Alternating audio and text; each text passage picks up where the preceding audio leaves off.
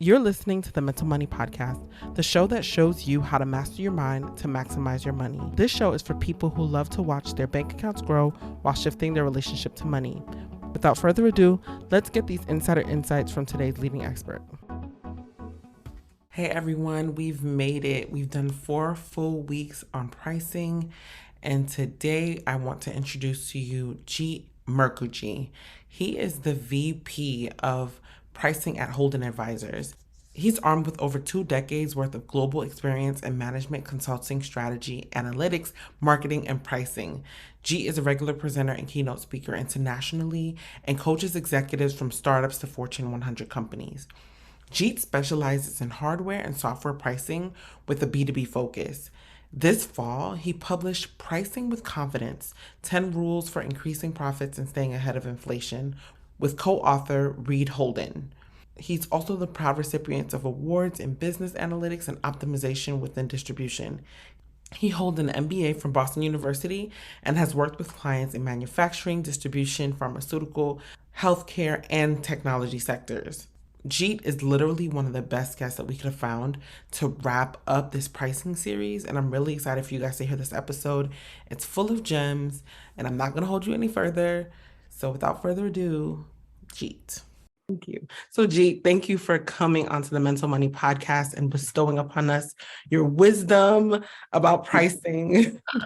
I mentioned before that we just had an entire series around pricing because it is a really critical part of understanding how you're going to be profitable in business.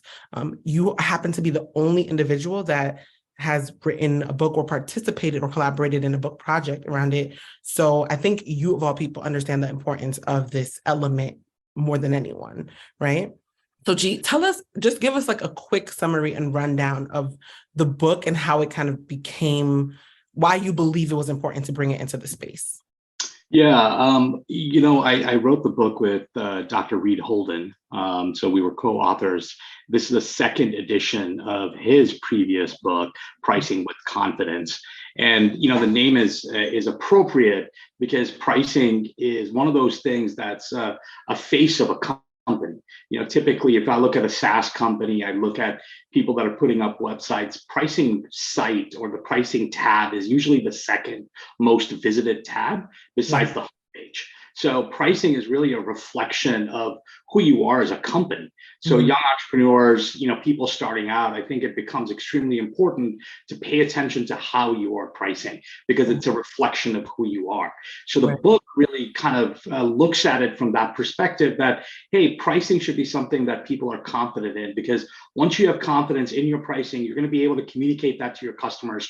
You're going to be able to hold the price that you're setting for yourself based on the value that you bring to your customers. And then you can defend that value and you can get the most out of your price through your sales organization. So that's kind of the focus of the book, is to describe steps and how to understand your value, how to communicate your value, and how to set your price relative to that value. And this is the second edition because we kind of frame those building blocks of pricing around inflation in a volatile market. So how, in this kind of a tough market, how do you use pricing as an offensive weapon? How do you protect your margins and not just go down to the common denominator, the lowest price, because your customers are just clanking for it, right? So I go through those steps. Right. I'm really happy you said that because I find that a lot of people in this market are lowering their prices to try to be competitive, but then it's burning their margin tremendously, right? So how do we, specifically in this market and this social this business climate right now, how do we offer value and still compete with like inflation and compete with all these other factors that are constantly at our necks as business owners, wages changing, there's like so many changes. How do we compete and still keep our cost fair, right? I think that's the question essentially. Yeah, I think I would turn that a little bit and say your pricing should be fair. Your cost is one way to look at to make sure you're crossing a threshold for profitability, of course, but your pricing should really be based on your value that you're bringing. So regardless of your cost, if your cost is 2 cents, but the value you're saving somebody's life, that value is pretty large. You Right. should be pricing it at $5, even though your costs low. You should really try to understand the value and base your pricing off that value. And by the way, value could be on the high end, it could be on the low end. Like my mom still loves her flip phone. It's obviously it's low value, but to her it's important because she doesn't like all the fanciness of the other phones that are out there. So there's a market for it. So value can go up, it can go down, but pricing it relative to that is very important. As far as your first question around the market and how do you kind of stay in front of the market that you're in, what we find, I work for a consulting company, and we work with clients that are very large, that have many different businesses and products and markets. And then we work with small firms that have a very diverse set of customers, but one product or one market. Right. And what we're finding is everybody is in a different sort of, if you think about a matrix, everybody is in different boxes based on where the market is, because it's not ubiquitous to say everything is recessionary or everything is inflationary, because your businesses are going to operate in different ways. There's some businesses that are going to stay in an inflationary market. Some businesses, for some of our clients, have already moved and is acting like a recessionary market. So you have to really understand where your businesses are first, what your customers are needing in those markets, and then make sure you have the right pricing strategy to go with it. So as an example, if you have a portion of your business that's in a recessionary market, fundamentally what that means is your demand is shrinking. So your customers are looking for cheaper alternatives to the product you're selling them. So the question I would ask my client is, do you have a flanking product?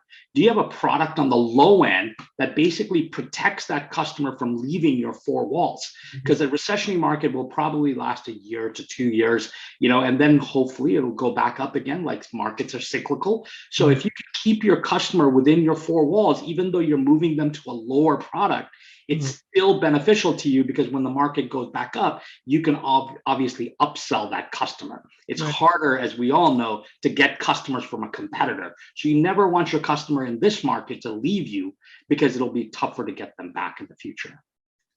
Okay, so that brought a lot of questions to my mind, right? Because and let's just start with the last comment that you made. So you want to have a flanking product that keeps the customer somewhat happy. How do you do that without compromising the perceived value of said product, right? Because a lot of times I've seen companies do exactly what you suggest, but then the quality of the product diminishes, therefore the perceived value.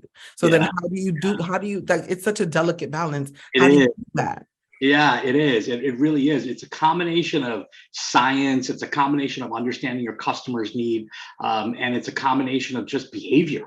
Humans as behaviors. We have a way that we choose things. It's like a choice dynamic that's out there. So it's kind of like going to a buffet table. You have some people that look at everything that's in the buffet before they make a decision. And you've got others that overload their plate in the first two, and they go, oh man, I forgot about the rest. So everybody has different ways that they make decisions, and you have to understand how your customers for that market makes it.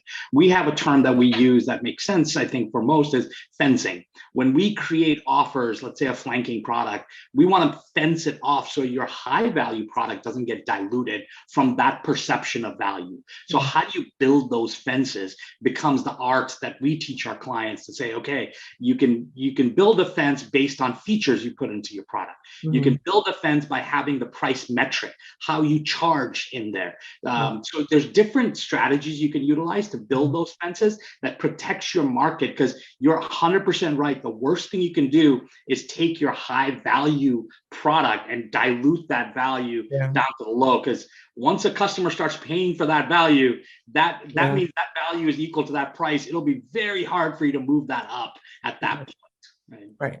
No, that makes sense. So if I'm understanding correctly, so when you're building out your 3 tiers, let's assume it's a 3-tier system, because that's suggested as the best way to do that, right? Let's say you're building out your 3 tiers. you want to make sure that the lowest tier always is flanked, essentially.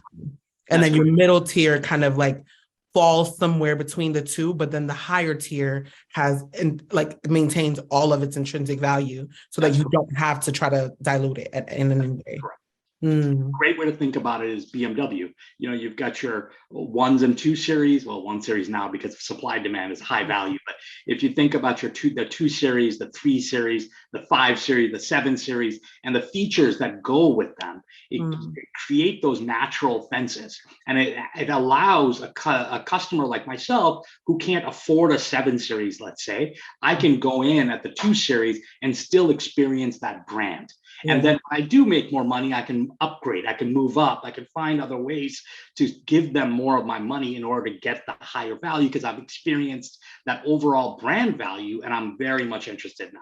So they have a nice strategy, a stratification of value through their product portfolio to be able to upgrade customers over time. Right. That makes sense. So can we speak to the difference between, I think we should scale it way back because we sell a lot of things that are valuable, but I think the newer entrepreneur might get a little bit a little intimidated by this information. So let's scale it all the way back to like really understanding maybe even the difference between the cost of something and the value of it. Yeah, that's great. Yeah, that's a great place to start. The way we define value is how does the use of your product or service affect your customer? The way we measure affect your customer is how does it help your customer either increase revenue, decrease their cost, or mitigate some kind of risk. Okay. Those are the 3 elements of it. If you can fundamentally measure it, and by the way, we use just a simple back of the napkin kind of thing. It's not a spreadsheet. You don't want to get into a spreadsheet to calculate value because then what happens is which customer is going to listen to your value communication. If you can't communicate your value, it's almost like the value didn't exist at that point. You want to be able to communicate it. So you want to have this, like you and I are having this normal conversation. You want it to be that normal as you calculate the value. So you can say something like, hey, this is going to save you 2 FTEs over the course of the next year. We're estimating that to be roughly $120,000. So the price of this thing at $40,000, you're getting a lot of value for that product, right? It's a normal, easy conversation where the customer goes, oh, that's interesting. It's an interesting way to look at it. So that's what we mean about value. And the way we go one step further from a pricing perspective is to understand the differential value. This is when you bring your competitors in and you go, okay, I bring this much value. My competitors over here, these are all the ways we're similar. This is where my competitor is better. These are the places we're better. And the difference is the differential value. And that becomes my pricing zone that I can price my product at. Okay. I comfortably protect that value at that point. Okay, I get that, right? Speak to the person who wants to have margins that are larger than what you're speaking to might allow. Yeah, I think first of all, if you are starting out, if I'm coaching a new entrepreneur starting out, first of all, err on the side of high prices. Always err on the side of high prices. Don't worry about all the signs. Don't worry about all the fanciness. You should really err on the side of high price because there are so many ways to bring your price down. There's so many ways. No one's going to complain if your prices start coming down, right? So that's okay. It's harder to bring if your prices up. And what I see most entrepreneurs doing, especially the new ones that are starting out, is they get a little gun shy. And because they're gun shy and they go, hey, I'm better than this competitor over here, but they're priced at $100. I really need to be around 100, if not 90, if not 80. And what you're doing is you're diminishing the true value of your products and service at that point. And you can't do that. If you have truly a differentiated product, price it the way it should be. Price it differentiated because you can find other ways to go after other markets. You could do a lot of these things. It's much easier to correct that error than it is if you go in at 80 and then you try to move that price point up. It's much difficult. So I think for entrepreneurs, that's usually my first piece of advice I give them: err on the side of high. Okay, awesome. So Here's another thing that we come across a lot, and I would like you to speak to it because you did mention behavior earlier, the consumer's behavior anyway. So let's say we've worked out all the kinks. We've priced, we've erred on the side of high, right? We have a great pricing matrix. We understand what value we're bringing the customer, what we're pricing our product at. How do we navigate the consumer behavioral element around price sensitivity? Because that's always a factor that we always have to think about. Yeah. So most of my research that we did for the book, and most of my research in general, is B2B pricing. Okay.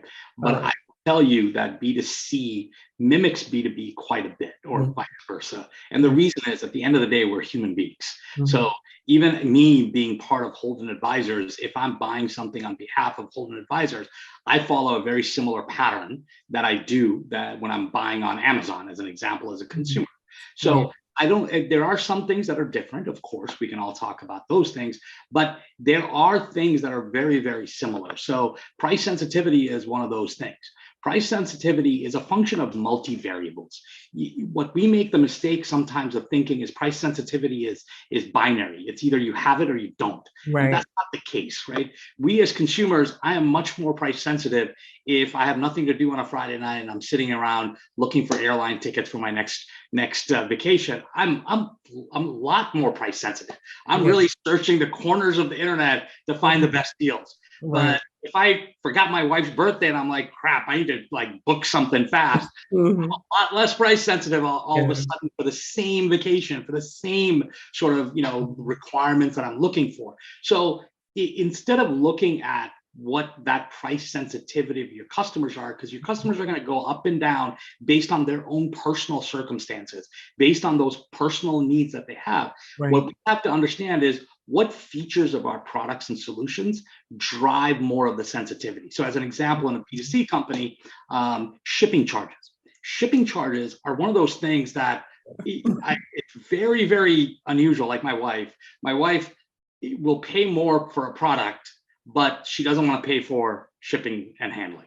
It's funny. Just very, very price sensitive to it. And okay, it makes sense. So you have to understand what are those features that drive that, so you can start doing A/B testing to understand your price, your groups, the cohorts that you have, so you can put the right offer out there.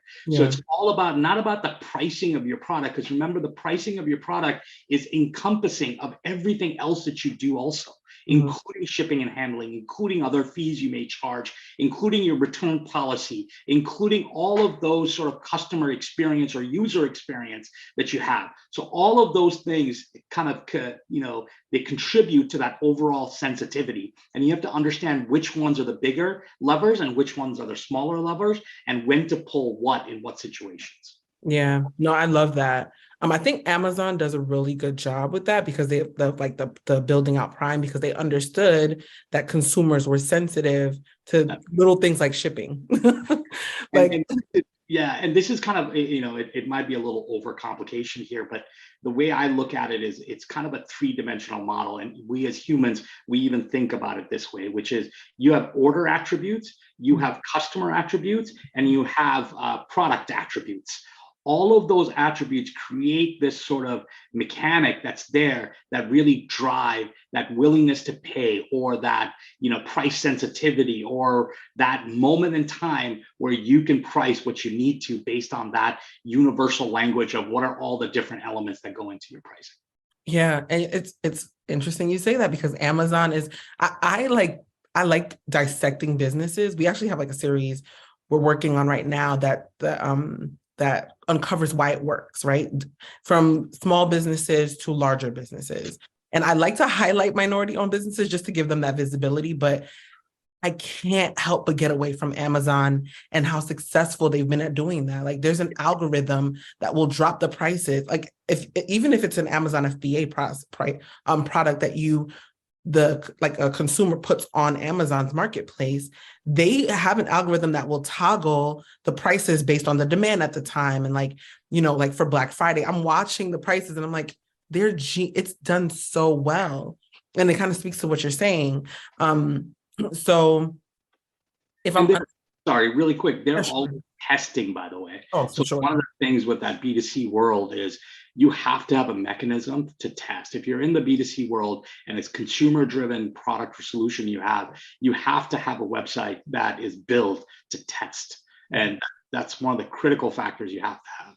Yeah, and I've been preaching that from day one. I mean, like there's and it's amazing because like I love Shopify as a platform because for people who have a product-based business anyway, it's great because they have a lot of integrations that allow you to, there's even one there's one integration we've been working with for a while that is incredible. So it picks up data about where the consumer spends the most time on the site. So it's like a heat map. And it showed like the red zones are just like, around the top, or like which page are they spending around a lot of time looking at the description? Are they looking at the review? So you know where to put a lot of your energy and just eliminate what's not working, Yeah, right. So Shopify has really good stuff for that too. Like there's an email plugin that allows you to, a pop-up plugin that allows you to test different variations of the pop-up to see which one people actually sign up for the most. These things are costly though, right? And we have new entrepreneurs who are bootstrapping, taking out of their life savings, working to put a cash infusion into their business. So it's kind of hard to juggle all that. And plus they don't know these things, right? They don't know to do this. And then they can hire people like us, but we cost a lot of money too. So like, it's always a struggle. So that's essentially why I made the podcast. So even if they don't have the money to do what it is that they need to do right now, they have idea, they can get their wheels turning. Like, okay, I know at some point I need to integrate this in order to scale and grow. Or I know I need to call Jeet in order to really nail down on my pricing and make sure that I'm really profitable. So yeah, that's essentially why we're here. So we're gonna be starting another series soon about the consumer's behavior and understanding consumers' behaviors really deeply, like what really drives them, what levers really get them moving, like you mentioned before. From a pricing perspective, we're gonna do that from like a social, behavioral perspective. From a pricing point of view or vantage point, what have you seen that is like empirical or like supports certain pricing practices that people can integrate today? Yeah, I think one of the things that obviously we're seeing is the demand is strong in a lot of different segments of the market. Okay. And that's confusing the market a lot, because we have other things that are going into sort of true recessions, but we have demand that's really strong in pockets. So how do you kind of serve the demand while also protecting yourself against potential recession that might be coming up, or some of your businesses already in there? And the key for us is dynamic pricing and dynamic strategies. So you have to be able to, let me take a step back. When I did research for the book, we interviewed a lot of different leaders in the marketplace. So a lot of different verticals. And one of the things that they came up with was no one is surprised that we're in an environment that the market's volatile. No one is surprised. But what they're surprised by is their ability to react to that volatility. They've figured out that their contracts weren't correct. They figured out their pricing tools were not correct. They figured out their ability to change prices because their input costs are going up was not correct. So all of these things, they're as CEOs and CXOs, they were just like, oh my God, I didn't realize there were so many operational deficiencies I had, because when the market's really good and everybody is happy, you kind of ignore a bunch of those things. And you're like, you know what, I don't want to pay for that. Let's just put it in the closet. Don't worry about it. We're selling a lot of products. Let's just move forward.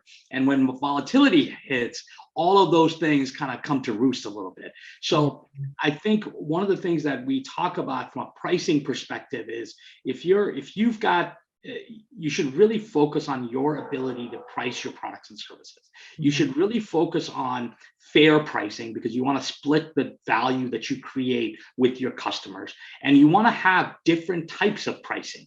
So if you have different metrics you can price on, if it's a SaaS product, you can price on subscription, you can price on usage. Maybe you should do a little bit of both because of the type of customers you have, the segments you have, things like that. So some diversity in pricing and price model will help you with some of that portfolio approach to a volatile market, depending on what kind of products and services you are.